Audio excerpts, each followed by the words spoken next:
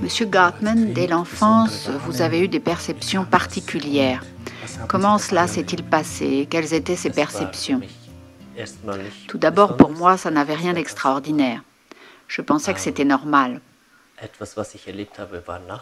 Une des choses dont je faisais l'expérience se passait le soir au moment de m'endormir. Cela ne se produisait pas tous les soirs, mais très souvent. Quand j'étais allongée, au lieu de m'endormir, mes perceptions de l'espace, en quelque sorte, se modifiaient, de sorte que la pièce se modifiait un peu également. On pourrait dire que c'était un moment magique. Je ne comprenais pas, bien sûr, ce qui se passait à ce moment-là. Je n'avais pas conscience que je faisais des sorties hors du corps. Ensuite, l'expérience pouvait prendre deux directions opposées. Soit une direction qui était agréable, et auquel cas des êtres venaient à moi, se présentaient à moi. Ils étaient d'apparence humaine, mais en même temps, ils étaient très différents d'un être humain. Leur aura, leur sagesse les différenciaient d'un homme. Ils me montraient et m'enseignaient des choses sur l'amour, la vérité, le libre arbitre. N'était-ce pas un peu jeune pour un enfant d'avoir ce type d'informations?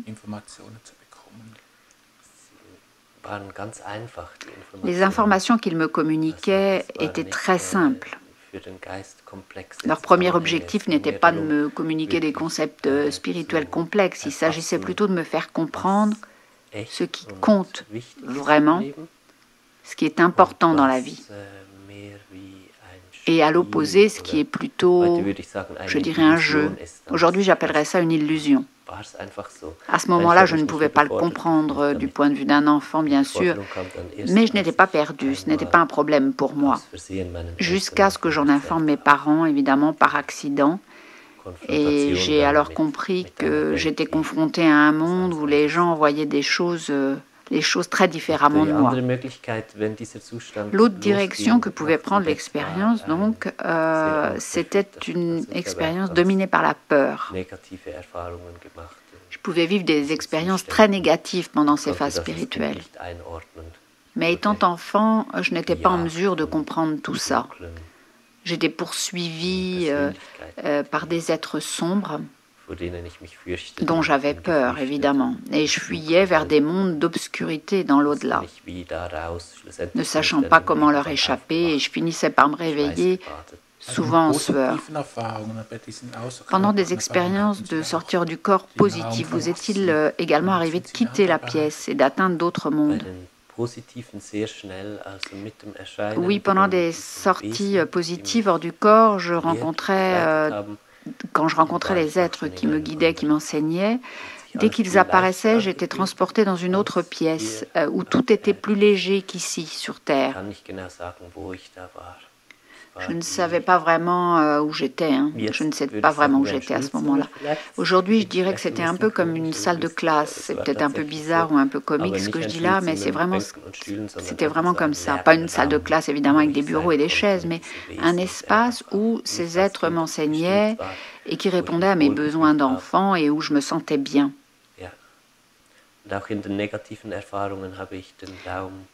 Et quand il s'agissait d'expériences négatives, je quittais assez rapidement la pièce. Ça commençait toujours par une de mes peluches. C'est comme si elle intériorisait en quelque sorte l'esprit malin. Et lorsque les yeux de l'animal, quand je percevais les yeux de l'animal rouge, je me rendais compte qu'il me regardait, ça devenait inconfortable et je fuyais, je quittais la chambre. Mais je ne réussissais pas pour autant, bien sûr, à fuir l'obscurité, et je fuyais dans d'autres dimensions, mais ces dimensions étaient obscures aussi. À l'âge de 8 ans, vous avez eu une expérience de mort imminente suite à un grave accident. J'aidais à nettoyer en effet un bâtiment. C'était un lieu qui servait d'église à une secte. J'ai grandi dans une secte. Il y avait une simple salle commune où les membres se réunissaient et cette salle devait bien sûr être régulièrement nettoyée par les membres de la secte. un groupe s'en chargeait. Et j'avais le droit de les aider. C'était un peu un moment fort pour moi parce que ça me change agréablement du quotidien. Le jour où l'accident s'est produit, nous devions nettoyer les vitres. Et bien sûr, il fallait les nettoyer à l'intérieur comme à l'extérieur. Le bâtiment adjacent, il y avait un bâtiment adjacent et cet autre bâtiment avait un toit plat. Le bâtiment dans lequel se trouvait la salle où il fallait nettoyer les vitres avait un étage de plus en fait que celui au toit plat. Et on pouvait sortir par la fenêtre de ce bâtiment pour se retrouver sur le toit plat de l'autre bâtiment, un étage plus bas. Et c'est comme ça que mon frère procédait quand il nettoyait l'extérieur des fenêtres. Il avait 9 ans de plus que moi. Il prenait donc à l'occasion le rôle de père pour moi. Il m'a donc emmené à l'extérieur et en me disant d'asperger avec le produit à vitre. J'étais ravie qu'il me donne cette tâche et d'être autorisée à utiliser le vaporisateur. J'étais vraiment très fière que mon frère m'ait autorisé aussi à aller à l'extérieur du bâtiment. Sur un côté du bâtiment du toit plat, il y avait 12 mètres entre le sol et le toit. Et de l'autre côté, il y avait 4 mètres parce qu'en fait, c'est un bâtiment qui était sur une pente. Donc il y avait 12 mètres d'un côté, 4 mètres de l'autre.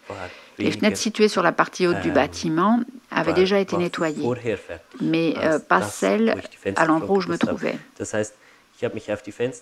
Donc je me suis concentrée sur les fenêtres de la façade pour les nettoyer et je pulvérisais mon produit sans réaliser qu'à un certain point je n'avais plus de sol sous les pieds. J'ai donc fait un pas dans un abysse sans fond et je suis tombée 12 mètres plus bas. Sur le moment, je n'ai pas réalisé ce qui se passait.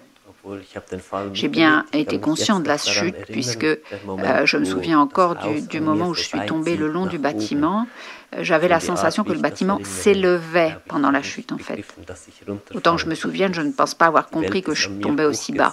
D'autant que j'avais cette impression que tout s'élevait autour de moi. Quand j'étais allongée au sol, il m'a fallu quelques secondes avant de réaliser que j'avais bien fait une chute de toute la hauteur.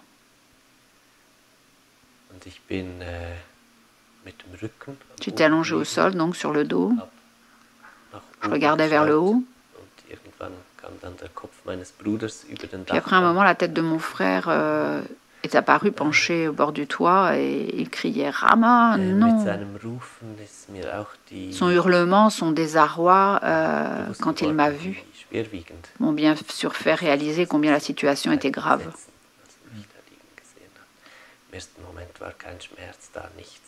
Pendant un moment, je n'ai eu aucune peur, aucune douleur. J'étais simplement en état de choc. Puis cet état de choc s'est dissipé, a commencé à se dissiper. C'est-à-dire que tout était moins dense. En vérité, je n'avais pas vraiment quitté mon corps entièrement, mais j'étais à la fois dans mon corps et en dehors. J'étais dans un état où j'étais un peu partout à la fois. Je regardais le monde d'en bas et en même temps, je regardais le monde d'en haut. Je voyais le bâtiment, par exemple, d'en haut, et je savais en même temps tout ce qui se passait à l'intérieur du bâtiment. Je percevais, par exemple, ma mère également, et sa réaction à l'annonce de mon accident. J'ai vu mon frère qui rentrait en trombe dans la maison, criant que j'étais tombée de toute la hauteur du bâtiment. Et tout se passait simultanément. Mes perceptions étaient simultanées. Mes frères et sœurs couraient le long du bâtiment pour venir me rejoindre. Et tout d'abord, ma mère ne les a pas rejoints parce qu'elle avait peur du spectacle qui l'attendait, de l'état dans lequel elle allait me trouver. Quand mes frères et sœurs sont arrivés auprès de moi, ma condition physique s'était déjà considérablement détériorée. J'étais très confus.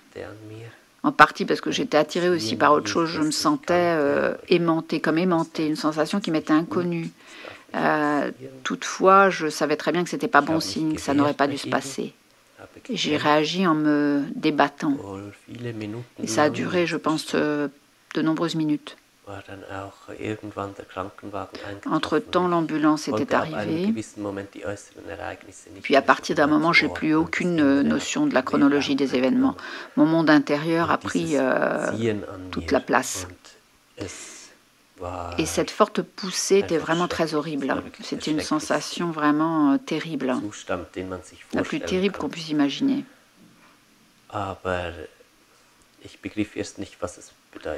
Tout d'abord, je ne comprenais pas le sens, et puis petit à petit, j'ai bien compris que j'étais en train de mourir.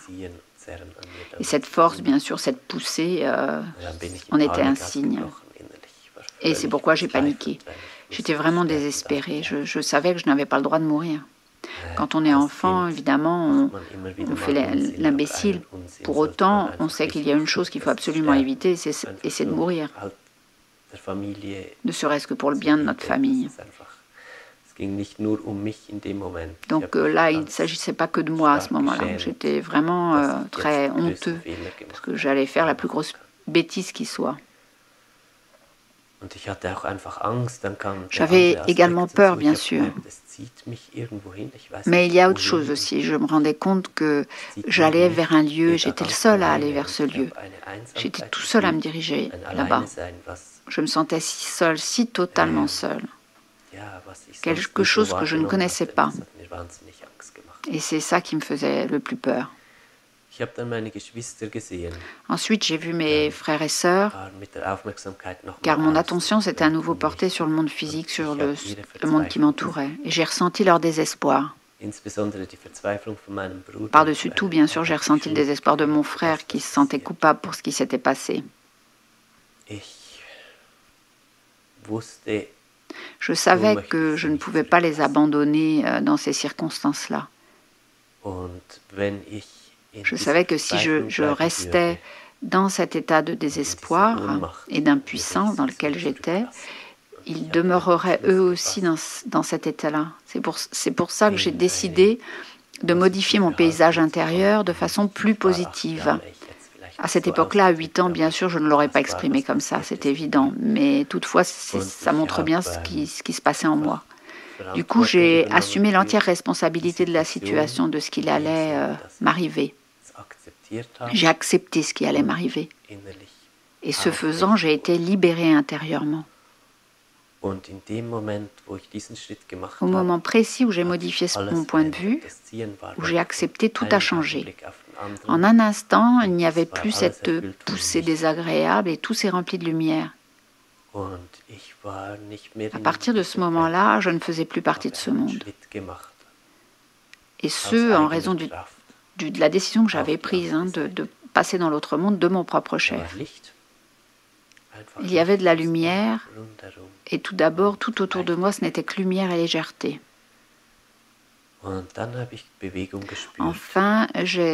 Ensuite, j'ai senti un mouvement vers l'avant, réalisant que je me dirigeais vers quelque chose.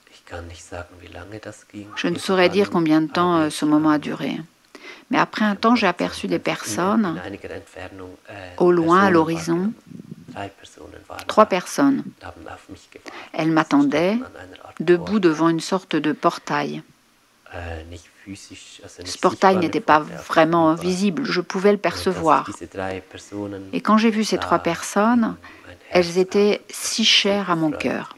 Et j'étais si heureux comme jamais je n'ai été heureux avant dans ma vie. C'était comme si j'étais rentrée à la maison, comme si j'étais à la maison. Un sentiment d'être en sécurité au sein de sa famille, mais bien plus fort que dans ma famille terrestre. Je savais que je connaissais ces personnes. Plus encore que les connaître, c'est comme si elles faisaient partie de moi, quelque chose d'irremplaçable et d'une importance absolue. J'ai finalement réussi à les rejoindre, et l'un d'entre eux, je dirais d'apparence masculine, est sorti du groupe pour s'avancer vers moi et communiquer avec moi pendant très très très longtemps. Cette communication se faisait, je dirais, dans le langage de l'âme. Ce n'étaient pas des mots. Il se faisait comprendre grâce à l'énergie, la lumière, des images. C'était bien plus efficace que des mots. Même une centaine d'années ne suffirait pas pour communiquer en mots les messages qu'il m'a transmis. Tous ces messages coulaient en moi, c'est comme s'ils coulaient en moi. Et plus mon âme recevait ces messages, et plus je devenais moi-même lumière, et plus mes sentiments devenaient lumière, et plus j'étais capable de me délester de ma vie terrestre, mais sans même m'en rendre compte. parce que mon attention était sur la lumière et non plus sur ma vie physique, ma vie terrestre. À un certain moment, cette communication s'est arrêtée. Il m'a dit que j'étais maintenant suffisamment prête pour l'accompagner. Nous nous sommes alors dirigés vers le centre de cette lumière, jusqu'à ce que nous nous tenions exactement face à l'essence, je dirais, originelle de cette lumière. J'étais profondément émue juste de me tenir là. C'était un cadeau si merveilleux. Ensuite, il m'a dit que j'avais le droit d'aller dans la lumière, et là, j'ai explosé de bonheur. C'était un sentiment si formidable d'être autorisé et digne de la lumière. Je ne connaissais pas cette sensation d'être à ce point estimée dans ma vie physique, dans ma vie terrestre. Je suis donc entrée dans la lumière, et en y entrant, toute notion de temps, d'espace s'est dissoute encore davantage. Il n'y avait plus rien d'autre que légèreté. Je n'avais plus de corps. En revanche, je n'ai pas du tout perdu conscience de moi. J'étais moi, mais j'étais la lumière également. J'étais éternité, amour. Aujourd'hui, quand je pense à l'amour, je pense à cette lumière. Pour moi, c'est la même chose, l'amour, la lumière.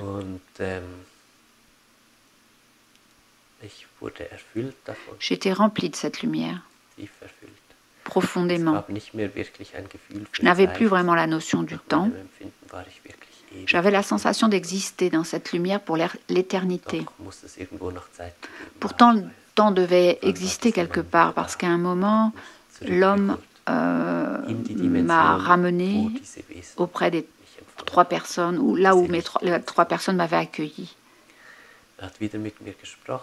Il communiquait à nouveau avec moi en me disant qu'il allait être temps de retourner sur Terre.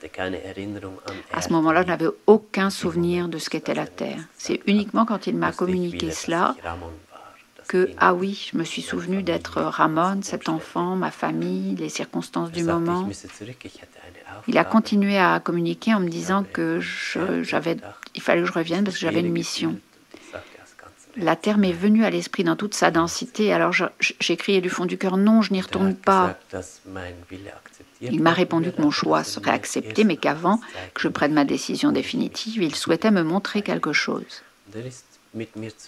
Il m'a alors accompagné à nouveau, à travers une sorte de voile ou de rideau dans ce monde-ci. Je flottais toujours. Et mon corps physique était sur une civière dans l'ambulance. Mes yeux spirituels voyaient mon corps couché là. Je voyais également les efforts des membres du SAMU. Je percevais la situation dans son entier. Je percevais toutes les souffrances. Je percevais les souffrances du personnel du SAMU qui mettaient absolument tout leur cœur pour essayer de me sauver. Et c'est ce qui m'a touché le plus, le fait qu'ils ne le faisaient pas parce que c'était leur métier. Ensuite, celui qui m'accompagnait a attiré mon attention vers l'arrière de l'ambulance. Et là, bien sûr, j'y ai vu ma mère qui m'accompagnait dans l'ambulance. Et en l'approchant, j'ai perçu son angoisse profonde et ça m'a profondément affectée. J'étais dans un véritable état de choc de voir la déchirure noire profonde au niveau de son cœur, symbole de sa douleur. Et j'ai su que jamais de sa vie, elle serait en mesure d'en guérir si jamais je ne survivais pas. Ensuite, j'ai été conscient de mon corps qui flottait et qui était davantage de la lumière qu'un corps. Je pouvais sentir que la lumière en moi. Et j'y ai vu un remède à l'angoisse de ma mère. J'ai su que je portais en moi quelque chose qui pouvait mettre fin à cette angoisse. Et ce quelque chose, bien sûr, c'était l'amour dont j'étais remplie. Aujourd'hui, je sais que l'amour guérit tout. Du moment où j'ai compris ça, je suis revenue dans mon corps, instantanément. C'était le moment décisif. Sans délai aucun, j'étais immédiatement de retour dans mon corps. J'avais décidé moi-même de revenir. Ma propre volonté m'avait ramené dans le corps, dans ce corps brisé, complètement cassé et souffrant. J'avais la ferme intention de me réveiller et d'être de retour sur Terre. Et je me souviens encore cet immense soulagement qui s'est répandu dans l'ambulance quand j'ai ouvert les yeux et que j'étais à nouveau là. Combien de temps a-t-il fallu pour vous remettre de cet accident? Je suis restée 3 mois à l'hôpital. J'ai dû rester un certain temps dans un fauteuil roulant. Je suis allée pour un temps à l'école en fauteuil roulant d'ailleurs. Les 2 hanches étaient entièrement brisées, surtout la droite qui a été maintenue à l'aide de fils métalliques et de vis. J'ai eu de la kiné. Donc c'est difficile de dire quand j'ai été remis. Toutefois, disons qu'après 3 mois, j'ai été autorisée à quitter l'hôpital. Quelles conséquences a eu cette expérience de mort imminente sur votre vie future et votre façon de voir le monde? Cette expérience a été le tournant le plus important de ma vie. Même si je n'avais que 8 ans, j'étais très endoctrinée déjà. Je veux dire que je suivais naïvement, bien sûr, divers concepts, mais tout ça n'avait alors plus de sens. Ça n'était plus possible pour moi. J'ai été élevée dans une forte tradition religieuse, dans cette secte, et j'avais d'abord essayé de réconcilier ça avec ce que m'avaient enseigné mes êtres spirituels dans mes premières sorties hors du corps.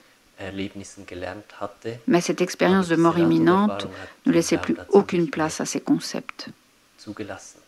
C'était terminé pour moi. Je ne pouvais plus croire à tout ce qui était enseigné dans cette secte chrétienne très stricte. Ça a été une profonde blessure pour moi puisque ça m'a éloignée de ma famille. Au début, j'ai essayé de leur expliquer, bien sûr, ce que je voyais, pourquoi je pensais que ça n'allait pas et pourquoi je pensais que c'était pas juste, etc. Mais il a fallu me rendre compte que ça blessait profondément ma mère et que son but essentiel à elle était de me convaincre de rester dans la secte. C'est pourquoi j'ai décidé de garder mes perceptions pour moi. Pendant longtemps, j'ai donc choisi un chemin intérieur de silence et pendant très longtemps, j'ai donc gardé pour moi cette expérience de mort imminente et tout ce qu'elle m'avait permis d'accéder. De plus, j'avais besoin de l'intégrer, j'avais besoin de temps, et je n'ai plus parlé de cette expérience à quiconque. J'ai gardé ce secret en moi jusqu'à ce que j'ai plus de 20 ans. J'avais l'habitude de ne pas avoir le droit d'en parler. Ce sujet faisait des vagues. Par la suite, toutefois, j'ai quitté la maison et j'ai quitté la secte dès que ça a été possible, dès que j'ai eu l'âge qui le permettait. Mais ça n'était pas seulement ces vues religieuses très affirmées qui ne faisaient plus sens pour moi. C'était également la vision matérialiste du monde en elle-même qui guidait la vie de beaucoup de gens en général. Je savais qu'il me fallait suivre un chemin différent pour mon développement intérieur. Il y avait une différence majeure entre l'amour que j'avais ressenti, cette lumière que je connaissais et que je sentais en moi toujours si intensément depuis mon expérience, et cette vie ici, en tant que Ramon, avec toutes ses caractéristiques propres, ses talents uniques et toutes les exigences du monde autour. C'était terriblement difficile pour moi de réconcilier tout ça. C'est en fait toujours le cas aujourd'hui. J'apprends chaque jour de façon intensive pour réconcilier ces différences entre la vie ici et la vie là. Pendant des années, j'ai été habitée par une profonde envie de repartir. Je pense que si je n'avais pas su ce que je sais sur la vie et la mort, sur le sens de la vie, j'aurais sans doute mis fin à mes jours afin d'y retourner. Mais je savais qu'il fallait que je sois ici. C'était certain. Mais j'ai fui cette réalité de diverses façons, ces réalités que je ne pouvais réconcilier. Ça impliquait pour moi un apprentissage vraiment intensif afin que j'assume la responsabilité de ma vie ici sur Terre, comme je l'avais fait de l'autre côté quand j'étais sur le point de mourir. Accepter que je suis ici, c'est un fait. Que le monde est ce qu'il est, c'est un fait également. Point final. Et maintenant, je dois voir comment je peux remplir ma tâche. On m'avait attribué une mission pendant mon expérience de mort imminente, et c'était d'apporter et de vivre cet amour inconditionnel, extraordinaire, ici sur Terre. Il me fallait donc trouver des moyens pour accomplir ça. Ça ne m'a pas autorisé, évidemment, à avoir une carrière dans le sens traditionnel. Il n'y avait pas de place pour ça. La vie que j'avais été exceptionnelle. L'amour en était toujours et en est toujours le centre. Pendant des années, ça n'a pas été facile. Je me demandais toujours si c'était moi ou le monde qui ne tournait pas rond. Ça n'est pas facile d'avoir une vision du monde qui est si différente, si éloignée de celle de la majorité des gens. Néanmoins, j'ai eu des expériences formidables aussi où j'ai rencontré des gens qui portaient en eux quelque chose de similaire, ou des gens qui de tout cœur souhaitaient voir cet amour, des gens qui voient en moi ce que j'ai pu y voir. Ça m'a fortement encouragée à continuer sur ce chemin que j'ai choisi. J'ai construit une vie dont cet élément spirituel est l'axe absolument essentiel. Dans mon travail, ma famille, dans chaque minute, le jour comme la nuit, dans mes rêves, dans mes voyages nocturnes, qui ont tous pour objectif, comme je l'ai appris encore et encore, le thème unique de l'amour. Vous venez de parler de voyage, de sortie hors du corps dont vous faites toujours l'expérience. Pourriez-vous nous donner un exemple? J'utilise cette aptitude pour aider d'autres personnes et également des animaux. Je m'allonge le soir et au lieu de m'endormir comme d'habitude, c'est-à-dire avec la conscience en sommeil, là, seul le corps s'endort. Et mon esprit est alors libre de se déplacer. Et avec l'intention venant du fond de mon cœur, je vais aider les personnes. Je commence alors à me déplacer vers le lieu où se trouve la personne.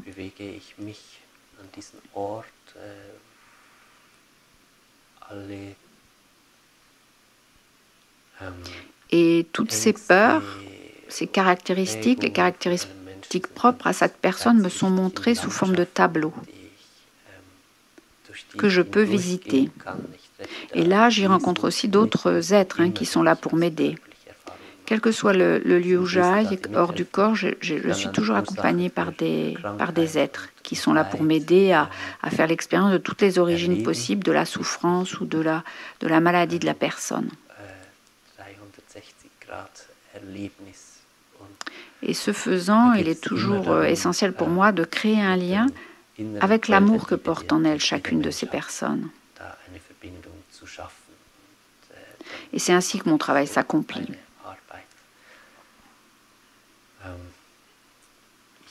Pour l'instant, je procède comme ça. Il est aussi possible de profiter de ces sorties hors du corps pour explorer d'autres dimensions, mais ma motivation à moi est différente. Ma motivation, c'est d'apporter l'amour ici sur Terre, dans notre dimension, pour qu'il grandisse. Mes voyages intérieurs dépendent de ma motivation. La partie de moi qui résonne n'y est pour rien. Elle ne peut pas décider d'aller explorer d'autres dimensions où il y a d'autres formes de vie. Non, c'est mon cœur qui décide, en me disant, il faut que tu apportes de l'amour dans ce monde. Et pour moi, ça c'est juste. De ce point de vue, je suis toujours très proche de la réalité terrestre quand je travaille. L'environnement dans lequel je travaille est très très proche du monde physique. Quand vous dites qu'aujourd'hui encore, vous avez des expériences hors du corps, vous arrive-t-il de rencontrer aussi des êtres qui ne sont pas toujours bien disposés envers vous? Oui, je rencontre des êtres destructeurs, comme ceux que je rencontrais quand j'étais enfant. Mais ils ne me font plus peur. Grâce à mon développement spirituel intérieur, j'ai pris conscience du fait qu'ils ne m'avaient jamais vraiment blessé quand j'étais enfant. Ce qui se passait, c'est que je paniquais. Je prenais peur. J'ai réalisé que la seule influence que pouvaient avoir ces êtres sur moi, c'était au pire de me faire peur. Donc l'étape suivante a été pour moi de comprendre ce dont ces êtres avaient besoin. Et j'ai appris à reconnaître qu'ils étaient ceux qui avaient le plus grand besoin d'aide. Il est vrai qu'ils apparaissent destructeurs et agressifs, c'est sûr. Toutefois, en fait, il leur manque quelque chose. C'est là que mon travail de guérison commence. Car chaque être humain a en lui des choses positives, des éléments positifs. Il est important de donner de l'amour à ces êtres. Pour ce faire, il faut se concentrer en nous, au cœur de nous-mêmes. Car notre centre, ce qui est au centre de nous, c'est le centre de l'amour divin, c'est notre vérité. Si nous pouvons créer un lien très fort avec ce centre, et si ce lien est stable et fort, alors on peut aller nous aventurer dans les dimensions de l'amour, puisque c'est ce que je perçois en fait dans mes sorties hors du corps. Je vais voir les traumatismes, les peurs sous les formes d'êtres destructeurs qui sont présents et qui essaient de nous approcher pour nous faire peur. Mais si on est bien ancré en nous-mêmes, on est capable de les approcher en partant de cet amour. Et non seulement ils ne nous font plus peur à ce moment-là, mais ils subissent une réelle transformation. Leur apparence disparaît. Ce que ça signifie dans notre réalité, c'est qu'en fait, les aspects effrayants qui habitent notre subconscient disparaissent véritablement. Ils se dissolvent, permettant alors à la guérison de faire son travail, des choses que vous n'auriez jamais cru possible qu'elle guérisse. Pourtant, c'est vraiment possible. Monsieur Gartman, merci beaucoup pour cette interview. Je vous en prie.